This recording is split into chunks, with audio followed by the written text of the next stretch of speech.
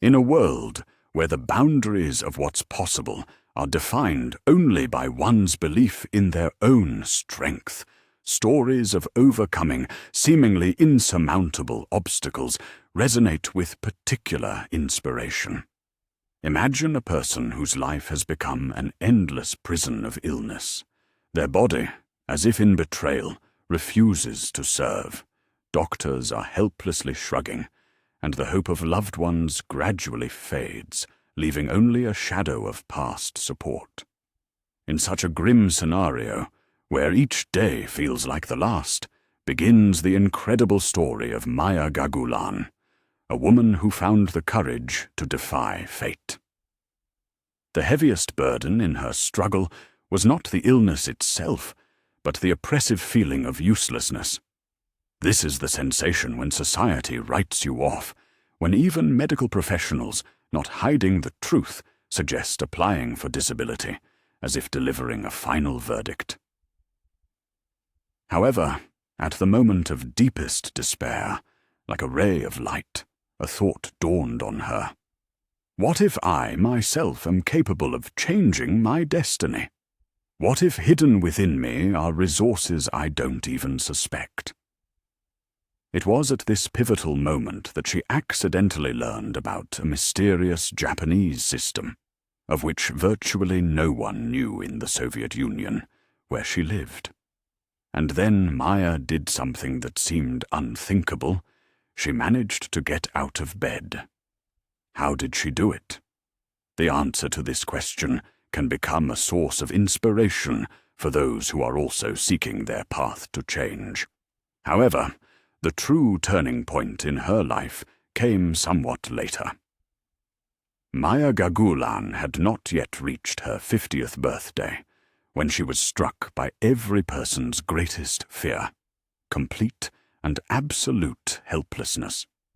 An ailment that doctors could not clearly define powerfully confined her to bed. Unbearable pain, debilitating weakness, permanent fatigue. All of this became her new, arduous reality. Her attending physician, seemingly seeing no other way out, suggested applying for disability, not as a temporary measure, but as a final verdict that was meant to predetermine the rest of her life. Maya recalled those days with deep sadness. I lay there and pondered, is this the end? Will my entire life now be reduced to merely awaiting death?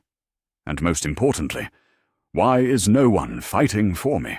Why has everyone given up so easily? The answer was terrifying in its simplicity, because everyone else had already despaired, except for her.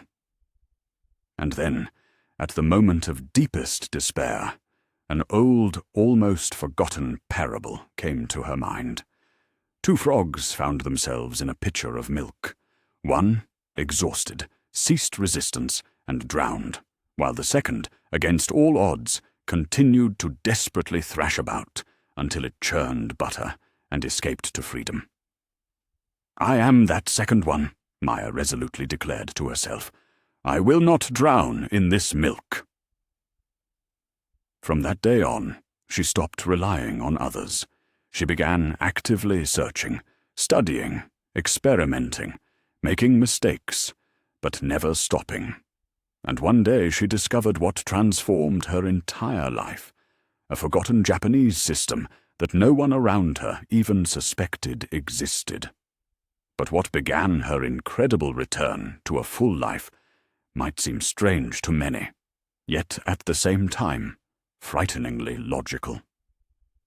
The system she discovered, developed by Japanese engineer Katsuzo Nishi, was more than just a set of exercises. This man, who had received a grim prognosis from doctors, not only managed to survive, but also developed his own unique concept of health. His approach, innovative and bold, sharply diverged from traditional medical views. Nishi asserted that the root of most diseases lies, not so much in ubiquitous viruses or the inevitable process of aging, but in impaired blood circulation and improper posture. displaced vertebrae, compressed blood vessels, blood poisoning by toxic substances. These were, in his opinion, what imperceptibly but steadily undermined the human body. Maya eagerly immersed herself in studying his works, and immediately realized this system broke established stereotypes. It had no place for medications or complex surgical interventions, only strict self-discipline, simple but regular actions, and an unwavering belief in the body's ability to self-heal. Maya began adapting the Japanese principles to her living conditions, which proved to be a challenging task given the specifics of her daily life, low temperatures in apartments, limited space, and a lack of specialized equipment. The surrounding skeptics ridiculed her efforts.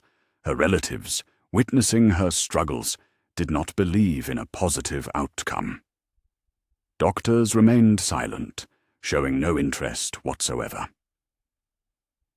But Maya, lying on the floor with a roll under her neck and a heavy book on her chest, continued to perform simple exercises daily that seemed absurd and meaningless to others. And after just a few weeks, something incredible happened. She was able to sit up, then stand, and then begin walking again. But the starting point of this amazing transformation was the most unexpected thing: the bed, or, more precisely, a firm refusal of it. The foremost postulate of healing is recovery during nighttime rest. As the insightful Maya Gogulan asserted, even while immersed in the embrace of Morpheus, a person can heal themselves, provided their sleep is properly organized. The first step she took on the path to recovery was a radical change to her sleeping arrangement. Rejecting the overly soft mattress, which, in her opinion, only aggravated her painful condition, she moved her bed directly to the floor. Instead of a traditional feather bed, she used 2 thick camel wool blankets folded in half, over which she spread a linen sheet. At first, it seemed hard and uncomfortable, causing unaccustomed sensations. However, according to her, it was precisely this innovation that yielded the first tangible results. According to the Nishi system, a hard surface aligns the spinal column during sleep, freeing it from excessive load and, most importantly, stimulating healthy blood circulation throughout the body. While a person sleeps, the body rides itself of lymphatic and blood stagnation. Organs receive enhanced oxygen supply, swelling recedes, agonizing back pains disappear, and awakening brings not a feeling of exhaustion and fatigue, but a sense of true rest and a surge of vitality. Maya recalled how, after just a week of such sleep, the morning numbness in her legs disappeared. After 2 weeks, the intensity of her pain significantly decreased. But most importantly, the lightness of movement returned to her. That precious sensation that many consider irrevocably lost and have come to terms with. However, her innovative view on healthy sleep was not limited to just abandoning the soft mattress. What she used to support her head during nighttime rest might have seemed very unusual, even eccentric, but this specific solution had a striking effect on her cognitive functions and cervical spine health. So, the second rule: one should discard the traditional pillow. Maya became convinced that a customary pillow is a hidden enemy of a healthy spine. Soft, bulky, seemingly so cozy and indispensable, it nevertheless leads to the displacement of cervical vertebrae, compresses vital blood vessels, and significantly hinders normal blood supply to the brain. Every evening I went to bed, unaware that I was harming myself with my own hands, she shared. My pillow, perceived as a symbol of comfort, was in reality the source of my problems. As an alternative, she created a rigid roll. She wrapped an ordinary kitchen rolling pin in thick fabric, carefully secured the edges, and obtained a firm, solid support that she placed under the back of her head. This was an abandonment of accustomed comfort for a therapeutic effect. Her cervical spine aligned, blood circulation in that area significantly improved, and even the chronic headaches that had plagued her for many years became a rare occurrence. Many around her joked, "What, are you sleeping on a piece of wood?" To which Maya replied with a smile, "Yes, and now I no longer suffer from dizziness and feel much better." Such a solution might seem strange and illogical until one experiences its surprising effect firsthand. But this was only an intermediate stage on the path to recovery. The main point was not just passive lying, but activating movement, smooth, painless, without excessive effort, but with a deep awareness that every, even the slightest movement, was a return of life to the body. Her next step was a true breakthrough. It resembled the movement of a fish in water and fundamentally changed the situation. The third rule, poetically named the goldfish, became for many a revelation of the healing power of simple movements. Maya, sharing her impressions, noted the awakening of her body, as if after a long sleep, and a surge of inner energy. This exercise, resembling the graceful swaying of a fish in water, is performed lying on a firm surface, hands clasped behind the head, legs extended. The task is simple. One must rock the feet from side to side, creating a wave that travels through the entire body, starting from the legs and rising up the spine. Despite its apparent simplicity, the goldfish initiates a powerful vibration along the entire spinal column. Followers of the Nishi system claim that this vibration helps eliminate toxins from tissues, releases pinched nerves, and significantly improves blood circulation. Maya made this exercise an integral part of her morning ritual, abandoning pills, painful massages, and endless doctor visits. Within just 2 weeks of regular practice, she noticed the debilitating heaviness in her lower back, which had long been her constant companion, begin to dissipate. Her breathing became freer, as if an unbearable weight had been lifted from her chest. In her diary, Maya wrote about regaining control over her own body, about the feeling that it belonged to her again. However, despite significant improvements, leg pain, swelling, and thrombophlebitis still reminded her of their presence. To combat these serious circulatory disorders, Maya needed to master yet another, at first glance, even more unusual movement, which ultimately helped her restore vascular health and regain the joy of movement.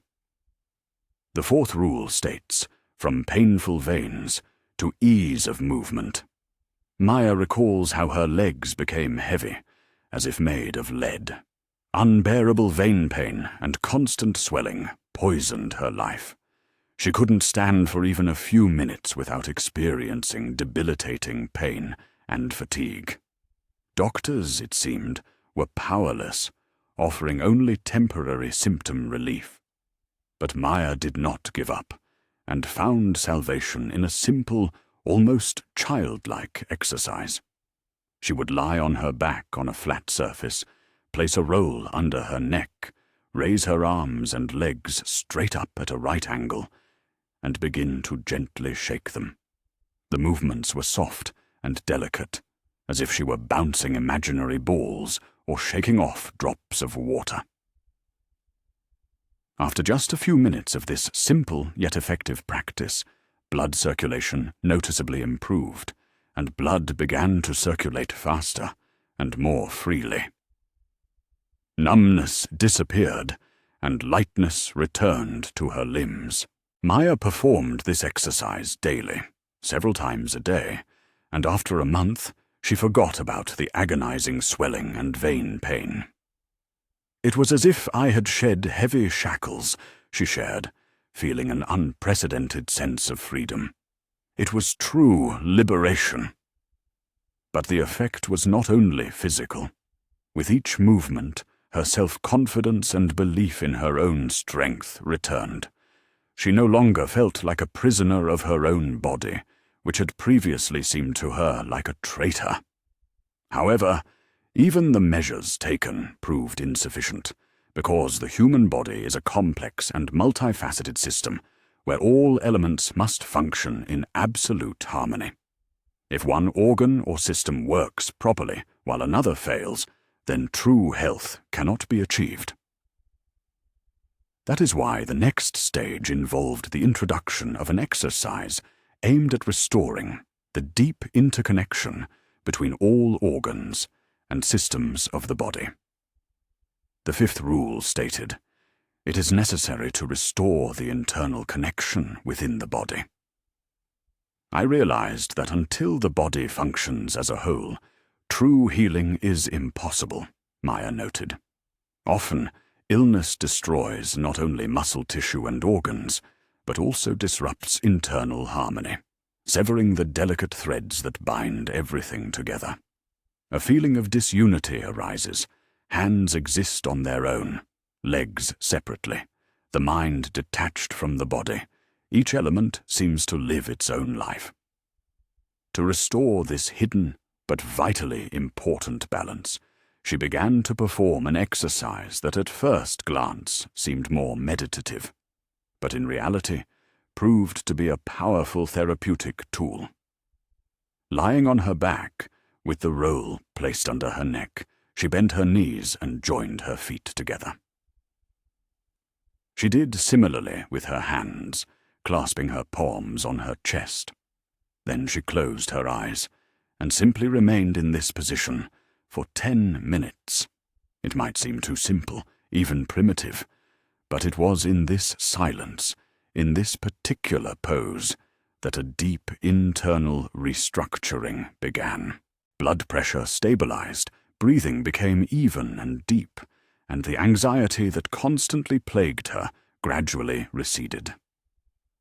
"Those were my 10 minutes of true reboot," she recalled, "a time when I could feel myself anew, put myself back together."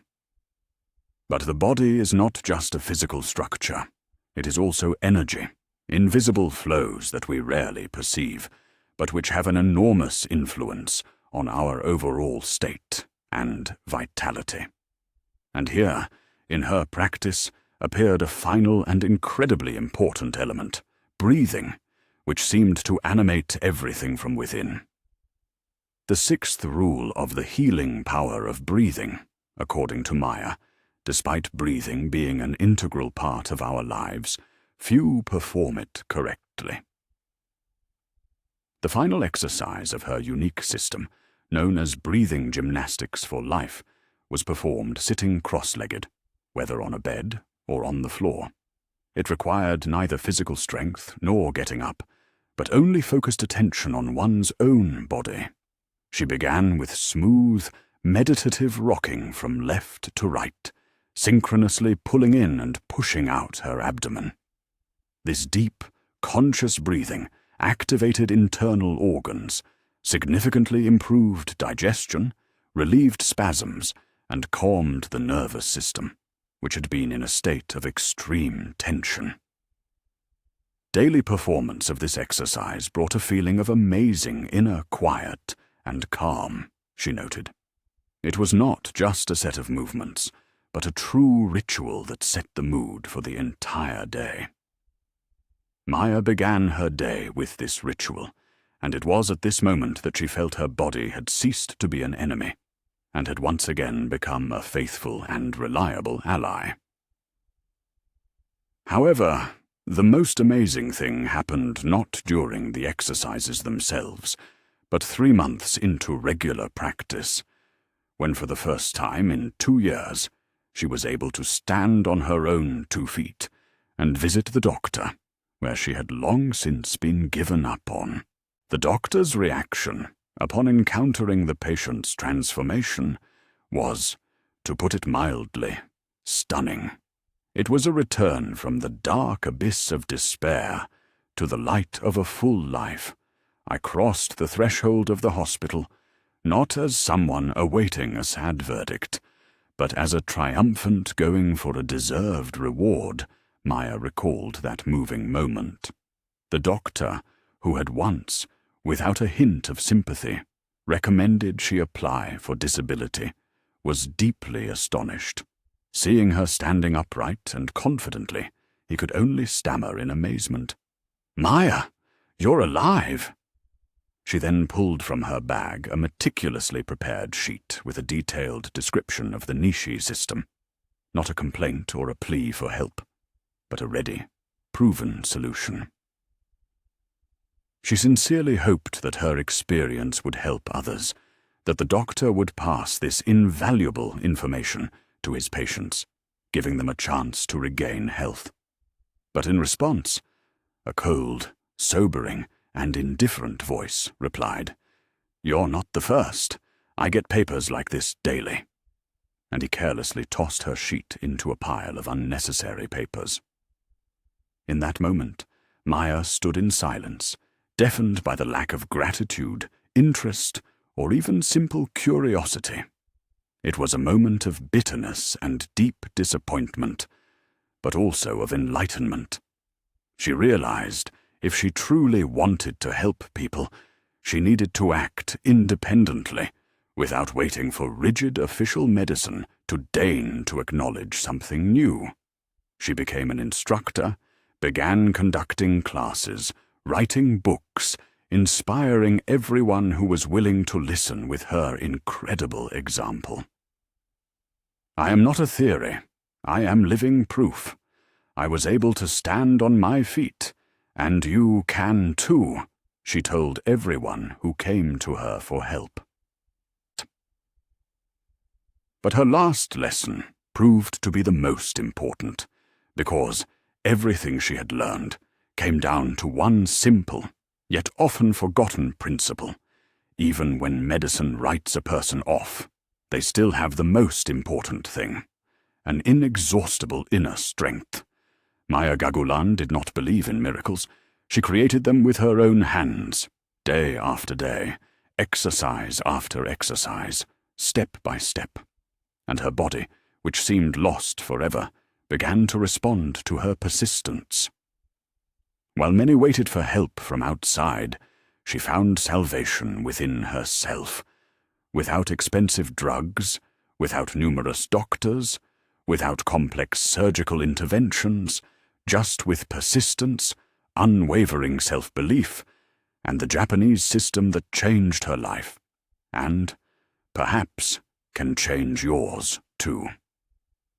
If you consider brushing your teeth every morning a must, why not make healing yourself a habit? She said. After all, everything you need is already within you. You just need to start.